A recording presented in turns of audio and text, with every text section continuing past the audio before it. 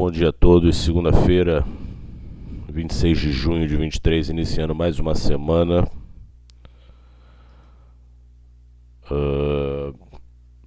Última semana do mês de junho e vamos iniciar aí para a próxima o início do segundo semestre.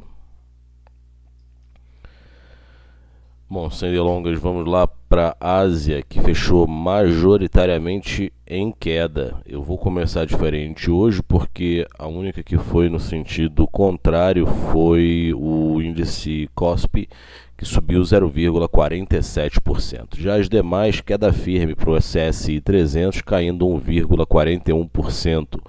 Xangai recuando 1,48%, Hang Seng perdendo 0,31%.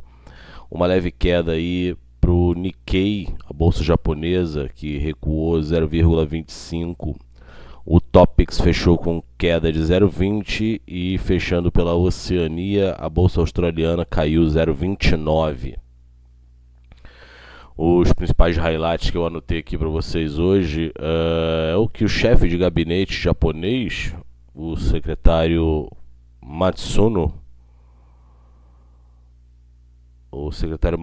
disse: é importante que o mercado de moedas se mova de forma estável, refletindo os fundamentos econômicos.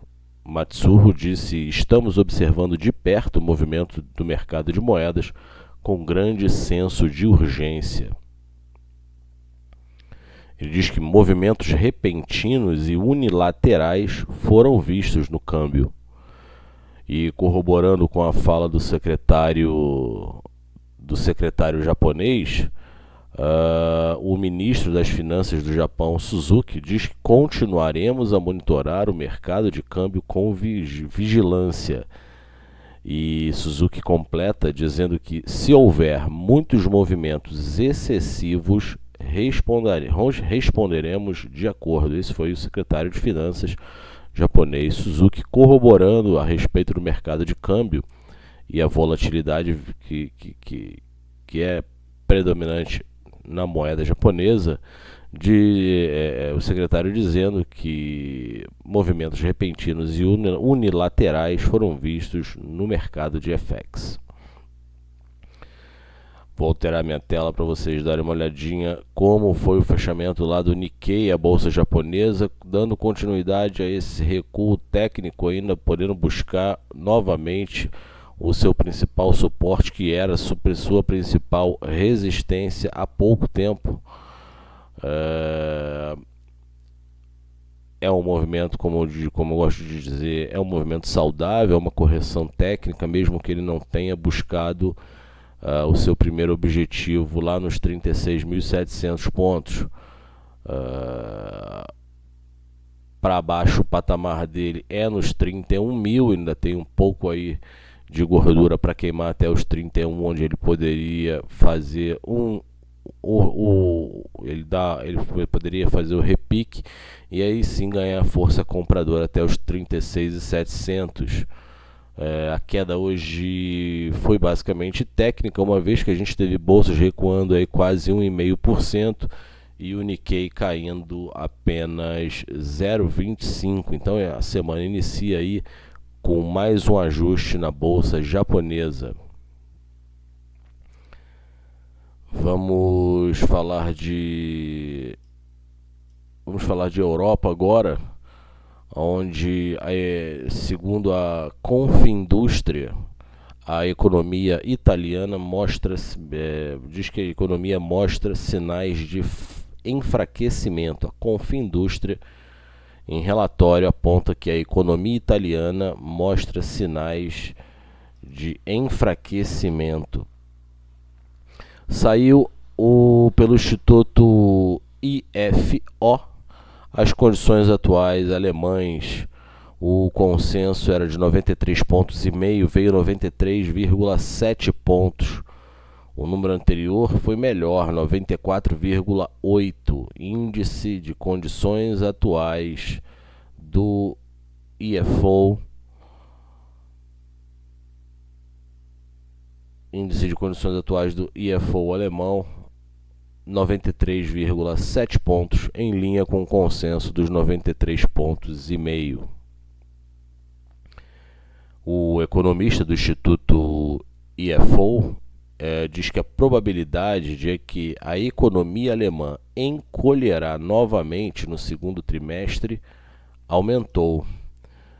O economista diz que a parcela de empresas que querem aumentar os preços diminuiu ainda mais no mês de junho e que as expectativas de exportação da indústria estão visivelmente baixas e que os aumentos das taxas globais reduzem a demanda. Ele diz que a demanda fraca para a indústria e a carteira de pedidos estão em declínio. Nuvens de tempestade estão se formando para a economia alemã, segundo o economista do Instituto IFO, onde o número veio 93,7 pontos, em linha com o consenso do mercado. A bolsa alemã nesse momento recua 0,22. Já em Paris, a queda é de 0,4. No Reino Unido, o recuo é de 0,45 e a bolsa italiana perde agora 0,75%, enquanto a bolsa madrilenha trabalha com um recuo de 0,26. E após o grupo armamentista e a milícia Wagner desafiar o governo Putin, o rublo atinge o seu ponto mais fraco em 15 meses. Vamos dar uma olhadinha como é que está o gráfico. Vamos dar uma olhadinha como é que está o gráfico do DAX. Observem que o caminho natural dele agora, uma vez que ele perdeu esse canal de baixa, é buscar a região dos 14.500 pontos, que é o seu primeiro objetivo técnico, onde ele voltaria dentro de um canal, onde ele faria um canal lateral, porém é bem marcante essa tentativa de rompimento dos 16.200 pontos, onde ele não conseguiu. É uma importante resistência vista ali. São 3 topos anteriores até a última tentativa dele, e esses 3 topos não foram bem sucedidos. Nenhum deles sequer houve um falso rompimento aí. Eles diminuíram muito o volume operado quando ele foi tentar fazer o rompimento desse topo. O volume ficou bem próximo à média para baixo, e houve aí o rompimento do canal de alta. Como vocês podem observar, o caminho natural é os 14.500, mas semana aí de indicadores com o CPI americano, a gente vai observar porque mexe o mercado de forma global. Uma melhora ou uma piora pode ser a condicionante necessária para que a bolsa alemã volte para o canal de alta, ou ele realmente vai buscar os 14.500. Para quem vendeu no rompimento do canal, gerenciamento de risco agora é o mais importante. Se voltar para dentro do canal, estopa toda a operação, beleza? No Reino Unido, o movimento continua sendo aí a segunda tentativa de buscar o fechamento dessa operação técnica lá nos 38. Ele opera agora dentro de um canal lateral que se iniciou em outubro do ano passado. Então a bolsa, a gente viu que na semana passada muito pouca volatilidade, o volume também foi incipiente. Dentro dessa linha aqui, onde a gente mostra as tentativas, né, de rompimento para baixo para um mercado mais vendedor, elas não foram superadas. Ao contrário, houveram movimentos na compra aí bastante fortes. Aqui já acontece o contrário, ele perde esse canal aqui, essa linha de tendência LTA, e para nesse movimento de fibra que nós vimos aqui técnico, que está dentro do corredor lateral aonde opera nesse momento a bolsa inglesa. Não é diferente agora aqui para a bolsa alemã, o DAX. A gente precisa de um trigger maior. Tecnicamente ele está vendido, né, por um curto prazo, onde eu digo mais uma vez, gerenciamento de risco, ele voltar acima dessa linha aqui na região dos 7.600 pontos.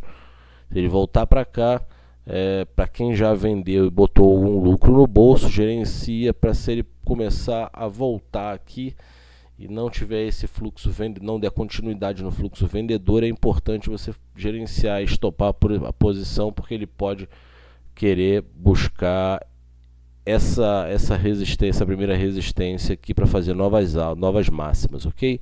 Então muita atenção aí no movimento de volta, caso ele ocorra, para dentro da LTA. Vamos falar sobre o pré em Nova York. O pré em Nova York opera em queda também, com o S&P 500 recuando nesse momento 0,20. O Dow Jones no futuro cai 0,15, a bolsa eletrônica Nasdaq recua 0,23, o Russell 2000 caindo 0,24. Acelera a alta do índice de volatilidade VIX, subindo 8,78%, 14,62, sai negócio, 14,62 a cota do VIX. Antes de falar sobre o VIX, vamos mostrar como foi o fechamento do mercado americano no pregão de sexta-feira.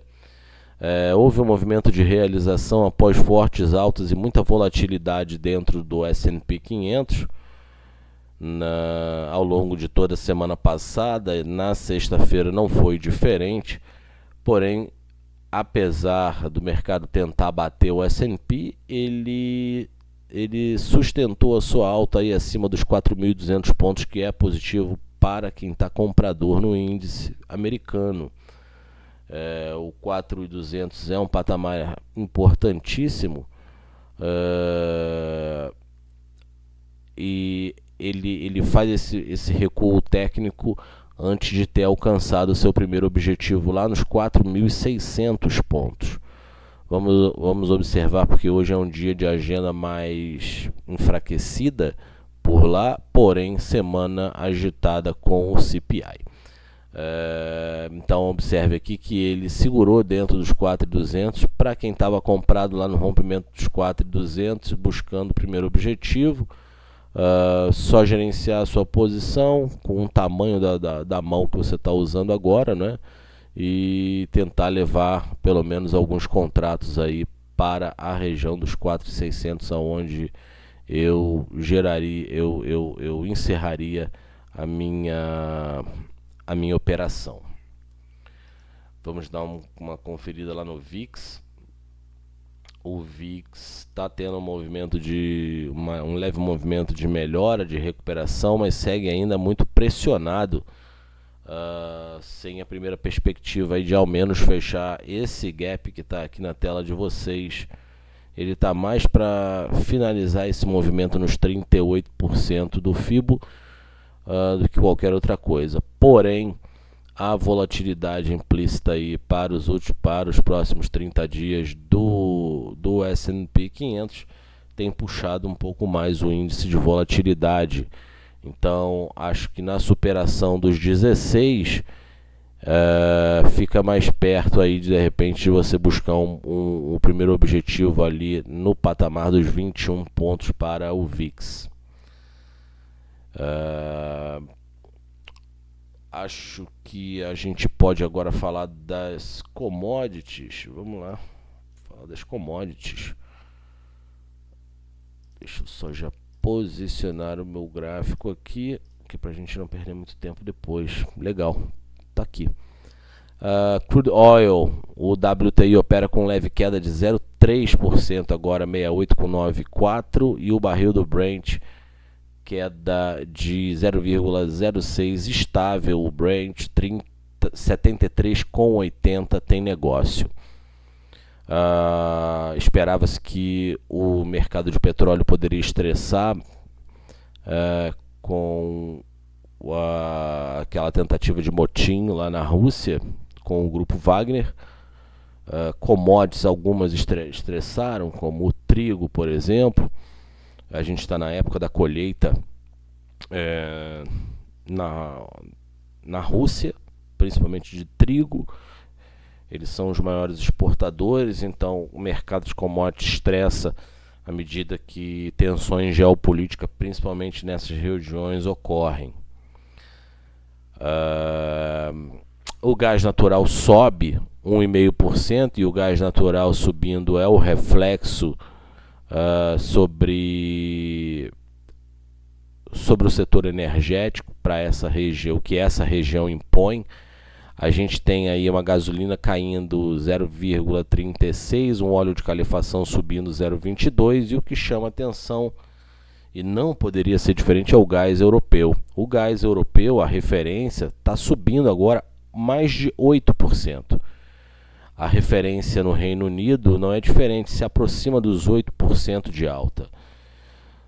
Mesmo com as tensões por lá tendo arrefecido, fica no pipeline aí os possíveis desdobramentos do caso. Então a gente vai observar ao longo do início dessa semana tanto as soft commodities quanto as metálicas, por exemplo, tem impacto direto. Também sem grandes novidades na China com relação ao possível incentivo monetário. A gente tem outras commodities aí sendo penalizadas. A gente tem um exemplo aí do minério de ferro que abriu a sessão asiática com queda de mais de 1%. Então a gente vai monitorar as tensões geopolíticas aí vindas da Rússia e dando continuidade aí a possível injeção de estímulo pelo PBOC. Vamos voltar a falar do petróleo, que no momento é o que importa para a gente. Vejam aqui que mesmo com o estresse geopolítico, não houve aquela reação demasiada para a commodity. O WTI opera aí, aumenta agora a queda para 0,4, 73,62. O WTI muito próximo aí de perder os 72 e o movimento de venda aumentar. Ele vai exaurir o corredor em algum momento. Resta saber se vai ser para cima ou para baixo. Nesse momento ele está muito próximo de perder a região dos 72 dólares o barril. Até aqui eu por mais que tecnicamente, quando a gente fecha o gráfico, a gente observa que ele está bem vendido, eu fico um pouco mais bullish para o petróleo. Eu acho que ele realmente pode voltar para casa dos 80 dólares o barril. Após esse evento ocorrido aí no final da semana na Rússia e o comportamento da commodity na abertura da sessão asiática, eu abriria uma posição acima desse patamar aqui. Vou desenhar para vocês. Do patamar no patamar dos 76 dólares e 80, eu já passo a ser um pouco mais comprador, com um stop um pouco mais curto. No petróleo você tem que ter um spread maior para calcular o seu stop, tanto para perda quanto para o ganho, ok? É muito importante você ter essa consciência de que, como é um mercado muito volátil, se você trabalhar com stop curto, você vai ser estopado toda operação que você entra. Então você tem que ter margem para deixar o ativo andar. a minha compra fica acima dos 75, 75,5, já vale aí uma pequena compra, uma mão pequena, 1, 2, 3 contratos, aumentando a mão no rompimento dos 76,80, onde com fluxo ganharia tração para voltar ao patamar dos 80, 82 dólares. Ok? Eu sou um pouco mais bullish porque o stop aqui está mais curto do que se a gente entrar apenas lá em cima. É melhor você começar a comprar acima dos 74, 75 com o stop no 72 do que deixar para comprar ele acima dos 80 dólares. Então aqui acima dos 75, 74,5, 75, entrando fluxo comprador, eu já inicio também a me posicionar mais bullish para o barril do Brent, acreditando realmente que ele vai fechar o ano aí acima dos 80 dólares. E houveram diversas tentativas aí fracassadas de romper os 72 o barril, principalmente pelo comportamento que ele fez após o evento aí na Rússia. Bom, se eu falei isso para o barril do tipo Brent, subscreva para o barril WTI. O barril WTI não é diferente, ok? É a mesma condição. Perdeu 67,50, você liga aí o alerta para movimentos mais shorts. Mas como houveram 4 tentativas com fluxo bastante expressivo, tá? Com volume bastante expressivo, e não houve esse rompimento, então significa que vender aqui a gente estaria trabalhando com um petróleo, subentende-se, muito barato, e ninguém gosta de vender barato e nem comprar caro. O gráfico aqui nos diz que dessa linha do 67,50 para baixo, o petróleo está muito barato. Então eu ficaria mais comprador. Ele está rodando no patamar dos 68 WTI, acima dos 70 eu sou comprador para buscar aí pelo menos os 77 dólares, ok?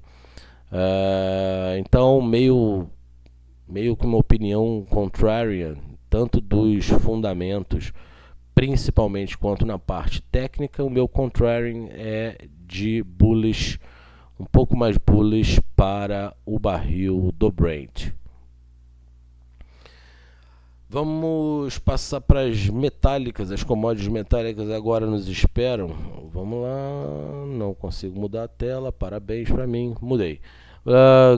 Ouro leve alta de 0,55, 1.931 dólares a onça. A Troia prata sobe 1,7%, 22,79 pagão. O cobre na margem cai 0,04, 3,80 sai negócio no cobre. A gente já passa aqui para as agrícolas, onde a soja tem leve alta de 0,17, o trigo sobe 2,6%. O trigo tem até agora um preço um pouco melhor, ele poderia estar mais estressado, mas com o alívio das tensões geopolíticas, o trigo consegue arrefecer um pouco o spike com referência à plantação que já se inicia e a sua comercialização, porque a guerra continua entre a Rússia e a Ucrânia, então a comercialização do trigo segue apertada em alguns portos para os embarques. O café tem queda firme, 2,13% no pregão de terça-feira, à medida que avança a colheita no Brasil.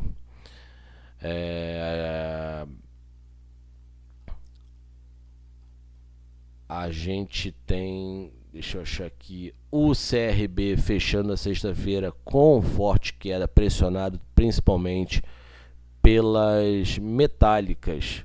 As energéticas como petróleo, por exemplo, também ajudaram a puxar a queda após tentar renovar suas mínimas no pregão de sexta-feira.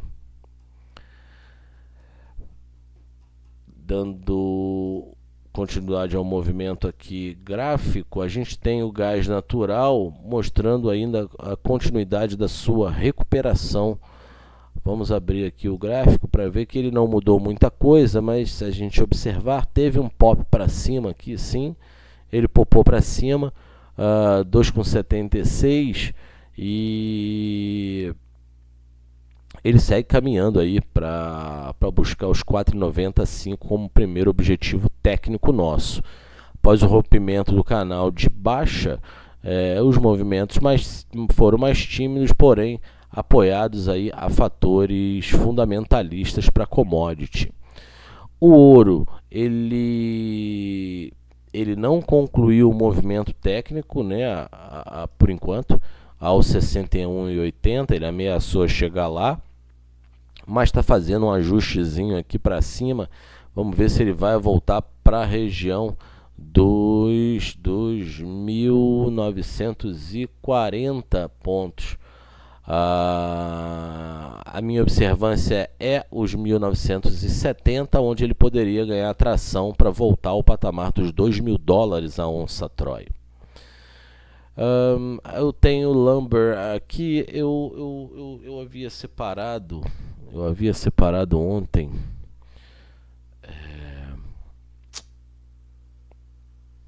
Tá aqui. Achei.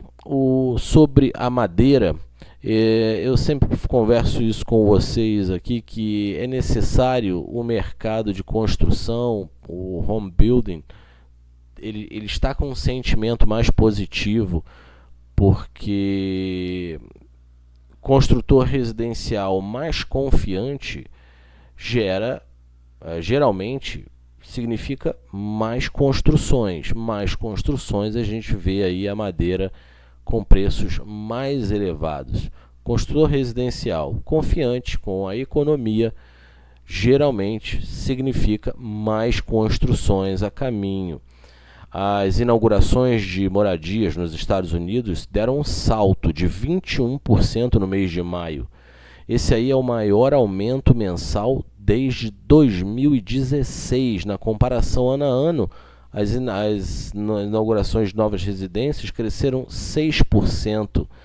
A primeira leitura anual positiva desde abril de 2022. Então observem que esse movimento que nós estamos vendo aqui, aumentei o gráfico para vocês, observem que esse movimento aqui, ele não é à toa, ele veio, ele tem um embasamento técnico, né? A tentativa de romper o seu suporte não foi bem sucedida, não quer vender porque acha que está barato, então a gente compra, né? Então, o movimento técnico foi apoiado fortemente graças ao desempenho aí de construções residenciais nos Estados Unidos. Uma coisa está ligada inteiramente à outra, uma coisa caminha junto com a outra. Então é muito importante nós estarmos sempre fazendo, desde o primeiro dia juntos aqui. Eu digo isso para vocês, que é muito importante nós não olharmos apenas para a parte técnica, mas também conjugar a nossa operação com os fatores fundamentalistas que corroboram para o movimento dos ativos.